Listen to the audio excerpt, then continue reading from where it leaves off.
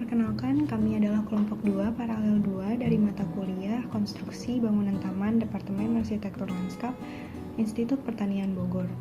Untuk tugas mata kuliah Konstruksi Bangunan Taman kali ini, kelompok kami menggunakan tapak yang berada di kampus Dramaga Institut Pertanian Bogor, yaitu lapangan basket yang berada di Jalan Agatis. Pada gambar zonasi berikut, bagian yang berwarna oranye adalah area duduk penonton, bagian berwarna abu-abu adalah lapangan basket, bagian berwarna coklat adalah tanah yang memiliki ketinggian berbeda, dan bagian berwarna hijau gelap adalah tanah yang ditutupi rumput.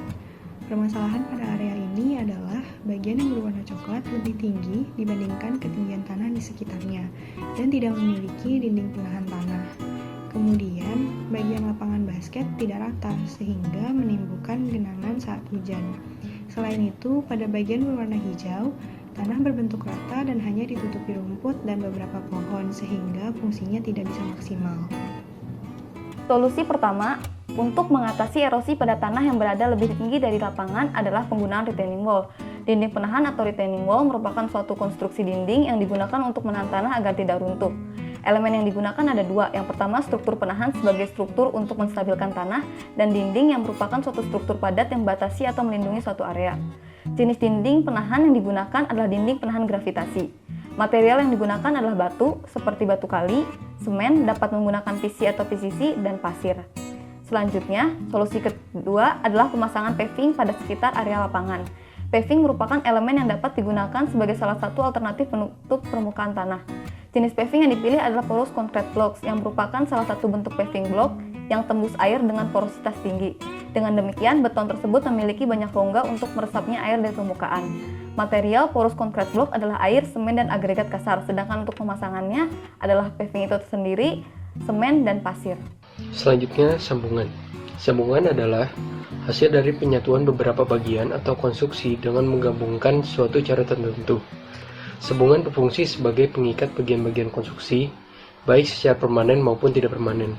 Secara umum, sambungan terbagi menjadi dua, yaitu sambungan tidak tetap dan sambungan tetap. Sambungan tetap merupakan salah satu jenis sambungan yang bersifat permanen dan tidak bisa dibongkar pasang, kecuali dengan cara merusak sambungan tersebut. Kemudian sambungan tidak tetap merupakan salah satu jenis sambungan yang bersifat sementara untuk kebutuhan komponen tertentu, sehingga sambungan tersebut dapat dibongkar pasang dengan catatan kondisi sambungan masih baik. Selanjutnya, bahan sambungan. Bahan sambungan terdiri dari 3 jenis bahan. Yang pertama, baja, kedua kayu, ketiga beton. Bahan sambungan baja terdiri dari 3 jenis sambungan. Yang pertama, sambungan las. Sambungan las adalah proses penyambungan dua bagian logam atau lebih dengan cara memanaskan logam tersebut hingga mencapai titik lebur, sehingga logam tersebut dapat menyatu baik menggunakan logam pengisi maupun tidak. Sambungan las masuk ke dalam jenis sambungan yang permanen. Oleh karena itu banyak digunakan untuk penyambung komponen-komponen logam yang bersifat permanen pula. Selanjutnya, sambungan paku keling. Sambungan paku keling adalah sebuah batang silinder dengan terdapat sebuah kepala pada bagian atas, silinder pada bagian tengah, dan pada bagian bawah terdapat kerucut sebagai ekor. Konstruksi kepala dan ekor pada paku keling dipatenkan dan permanen agar mampu menahan kedudukan paku tersebut untuk sambungan. Badan paku keling yang berbentuk silinder dirancang agar kokoh dan kuat sehingga mampu menahan sambungan serta menahan beban muatan yang diterima oleh benda yang disambung. Paku keling berfungsi sebagai sambungan permanen atau tetap antara plat-plat logam, mulai dari konstruksi dengan skala ringan sampai dengan konstruksi skala besar. Selanjutnya, sambungan baut atau ulir. Sambungan ulir merupakan salah satu jenis sambungan yang menerapkan prinsip kerja ulir untuk menyambungkan antar komponen mesin atau konstruksi. Sambungan ulir termasuk ke dalam jenis sambungan semi permanen, itu dapat dibongkar pasang tanpa merusak sambungan tersebut. Sambungan ulir terdiri dari 2 bagian, yaitu mur dan baut. Selanjutnya, sambungan kayu. Konstruksi kayu merupakan bagian dari konstruksi bangunan gedung.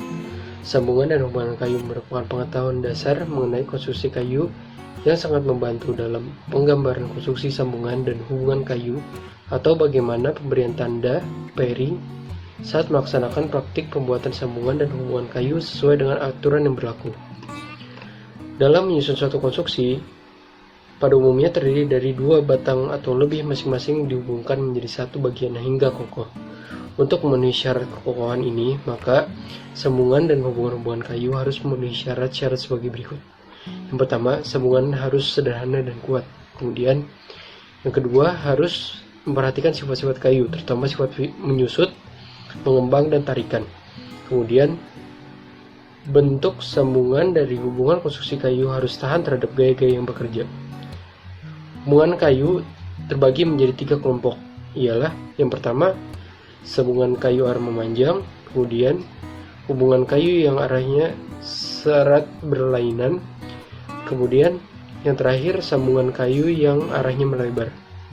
Sambungan memanjang digunakan untuk menyambung balok tembok, gordin, dan sebagainya. Hubungan kayu banyak digunakan pada hubungan-hubungan pintu, jendela, kuda-kuda, dan sebagainya. Dan yang terakhir, sambungan melebar digunakan untuk bibir lantai, dinding, ataupun atap. Sambungan yang ketiga yaitu sambungan beton. Nah, sambungan beton memiliki 2 tipe, yaitu basah dan kering. Sambungan basah adalah sambungan dengan melakukan pengecoran di tempat pada lokasi sambungan. Nah, sambungan ini menggunakan bahan yang lebih baik dibandingkan apa yang disambung. Sambungan kering adalah sambungan menggunakan pelat baja dan penyambungan dengan cara menggunakan las listrik. Nah, kelemahan dan kelebihan dari sambungan beton ini yaitu sambungan tahan lama, kekuatan sambungan bisa diatur, sambungan mudah dibentuk, serta maintenance perawatan sambungan lebih mudah. Kekurangannya yaitu pekerjaan membutuhkan ketelitian tinggi, biaya relatif mahal, dan rendahnya daya kuat tarik pada sambungan.